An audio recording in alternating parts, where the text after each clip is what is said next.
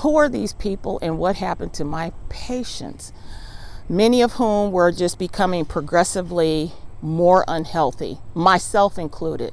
More high blood pressure medicine, hyperlipidemia.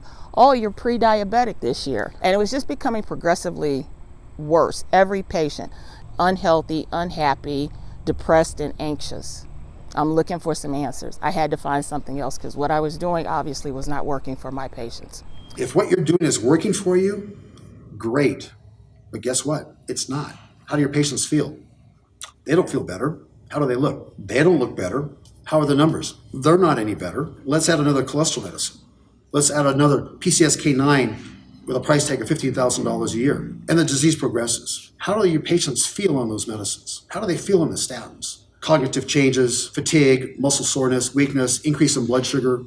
Now you have to take a diabetes medicine because your blood sugar is elevated. Well, my practice has transitioned from a disease management model where most of my patients have chronic diseases that we're managing and they're not really getting better, to a practice that's more of a hybrid where I have patients that are getting better, they're feeling better, they don't have any other chronic medical conditions. But people come back after 6 and 9 months and they tell me, this is the first time I've ever been able to lose weight in my life without struggling. My thoughts are so sharp now, or I have my libido back. My autoimmune disease is reversing, and my patients hug me, they bring me gifts, I get cards. It's a true partnership, and it's exciting to see them get better, and the ones who really throw themselves into everything, like changing their diet and their lifestyle. It's the best thing in the world. And this is their wellness therapy. This is how they stay healthy, and this is disease prevention.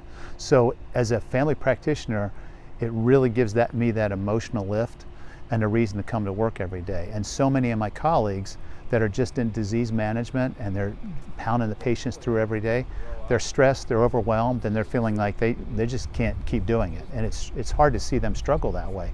And I'm saying, well, why don't you do what I'm doing? Do hormone replacement therapy. It'll change your attitude, change the way you approach medicine.